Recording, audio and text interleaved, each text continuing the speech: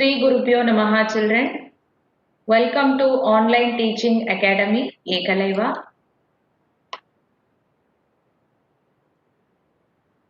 Class 11, Business Studies.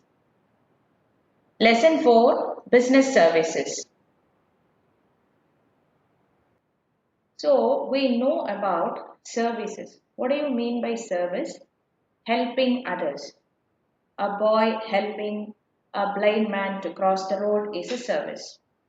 Or helping some needy people to complete their work, or helping poor people, or helping old age people to carry their luggages, or a woman providing services to her family members.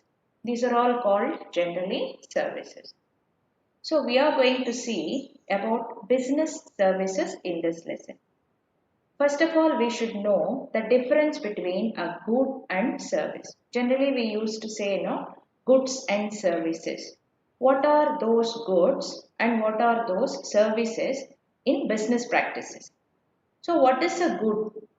It is a physical product capable of being delivered to a purchaser and involves the transfer of ownership from seller to customer. So it has a physical existence, physical appearance. You can hold it in your hand, you can touch it, you can see it. Okay, you can carry it to your home as soon as you purchase from the shop, and you becomes the owner of that product after purchasing from the seller. So ownership is transferred from the seller to the buyer for a good which you are purchasing from the shop. So we have understood what is a good. It is a physical product capable of being delivered to a purchaser from the seller, and it involves transfer of ownership from the seller to the customer. Then what is a service? It is an activity or process intangible in nature. Intangible means it cannot be touched. Heterogeneous, it vary according to the customer. They are not homogeneous and they are not the same for all the customers. The services vary according to the requirements. And we will see the features of services. Generally, the features of services are known as 5 I's, that is intangibility, inconsistency, inseparability, inventory, that is less, it is not inventory, cannot be there for services, and involvement. Let us see one by one. So, what is intangibility? Generally, that is, the services are intangible. It cannot be touched. It can only be experienced. It can only be felt. For example, you can take the treatment by a doctor.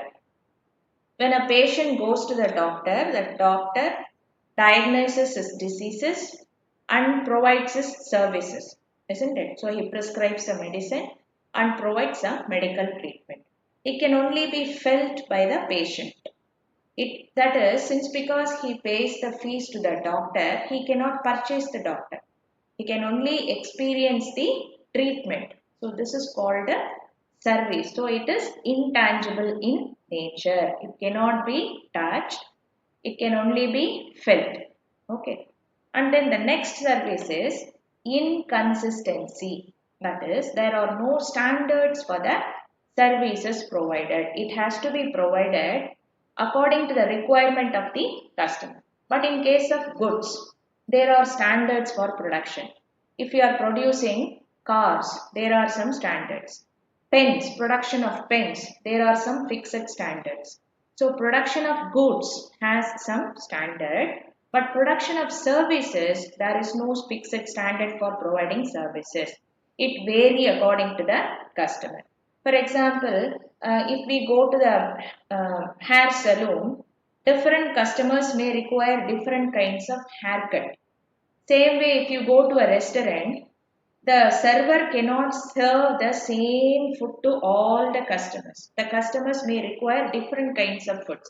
Some may order beverages, some may order snacks, some may order some different food items. So he has to satisfy the customer according to their needs. He cannot fix the standard for providing this service. So services need to be performed each time It should be according to the customer requirements. So according to the requirements, the services have to be delivered. There is no consistency in case of services. But it can be standardized in case of production of goods. But it is not the case in case of providing services. The next one is inseparability. So the service provider and the person who avail the service should be in that place. Should both of them should be there. They cannot be separated. So simultaneous activity of production and consumption should be there. Suppose if you take in case of goods, if you produce a car is manufactured today. It cannot be sold today itself. It can be kept and it can be sold a month later also. But it is not the case in case of service. Service produced and it should be consumed at the same time. They cannot be separated. So service have to be consumed as soon as it is presented. You go to ice cream parlor, the server serves you the ice cream. You sit and enjoy. You sit and taste the ice cream in that parlor itself. So service is provided and you are consuming that service. So production of service and availing the service happens in the same place. Simultaneously it happens. So it cannot be separated. So services and their providers are associated closely and not separable. Sometimes the service provider may provide a substitute, but even then, the consumer should be there to avail the service. For example, if you want to draw money from the bank, we go to the bank, we produce a check, the banker gives the money and we get the money and come back. So there the service provider is there and the person who avails the service also present in the banking service. Suppose instead of a bank clerk, an ATM machine is provided to you. So the ATM machine may replace the banking clerk, but at the same time, the presence of the consumer is required. So it is inseparable. Production of service and consumption of service is inseparable. Then inventory. Inventory means stock, that is storing. You cannot store the service for future. It has to be delivered as and when it is required. So they are perishable and it has to be performed as and when the customer asks for it. For example, you can buy a railway ticket, you can book a railway journey 1 month earlier. You can store the ticket, but you can enjoy the railway service when it is provided for you. So it cannot be performed earlier. Services cannot be performed earlier to be consumed at a later date. Understood? So it cannot be stored. Services cannot be stored. As and when required, it has to be provided by the service provider. The next feature is involvement. There should be participation of the customer as well as the service provider in that process of delivering the service. So a customer has the opportunity to get the services modified according to specific requirement. He can choose. He can choose the service. According to that, the service provider has to act. So there should be involvement between the customer and the service provider at the time of delivering the service. For example, if you go to a restaurant and you order an ice cream and you can sit in that restaurant, you can enjoy the ambience, you can enjoy the chillness of the air conditioned place and you can enjoy the music played there and you can experience the service and hospitality provided by the service provider. This is a service. So you are involving yourself in that and you are choosing your food item also. So customers involvement is most important in case of providing the service. The same thing, you can purchase the ice cream, you can go home, sit at your home and eat it. In that case, it becomes a good because you are purchasing it, you are holding it, you are carrying it home and you become the owner of that ice cream. So it is considered as a good in that case. But enjoying in the restaurant, enjoying the ambience, enjoying the service, availing the hospitality given by the service provider, it becomes a service in that case. So customers as well as the service providers involvement is essential for the delivery of a service. And the services are classified into business services, social services and personal services. When we come to business services, these services are used by business enterprises for the conduct of their activities. So business services used by business enterprises for the conduct of their activities. What are all the activities required for to run a business? For example, you just take a petrol bunk owner in a village. So that owner has to purchase petrol and diesel. For that he needs money, large amount of money. So he has to approach the bank for getting loans. Same way he has to bring the petrol and diesel to his place, that is to his village.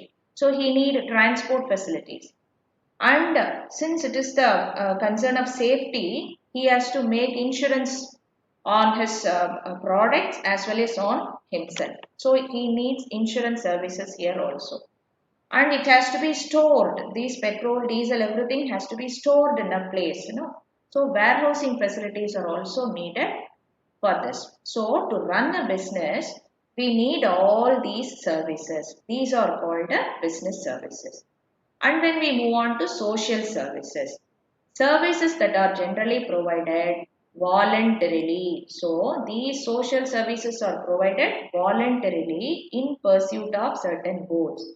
This means you could have noticed blood donation camp, eye camp, healthcare camp, all these will be provided by some volunteers for the needy people and services provided to the poor people for their educational benefits and even services provided in the slum areas. These are all voluntarily done by some people and in the non-profit motive. We can see some NGOs, non-government organizations can do these services, social services. So the services are business services and social services. These are done on a voluntary basis and personal services that is you can the service provided can a provider can provide services in the restaurants and a tourist guide provides some services in the tourism department. These are all called personal services. So services and even recreational services provided by the people, these are all personal services which are experienced differently by different customers and it cannot be consistent in nature. That it is also standardized, it is not standardized, there is no standard fixed for these personal services. It depends upon the customer's requirements, so it cannot be consistent in nature. It differs depending upon the service provider. So we have come to the end of the session, children. Thank you. We will meet you in the next class. To receive these online lessons, press the subscribe button and you will be getting the updated lessons. Thank you, children.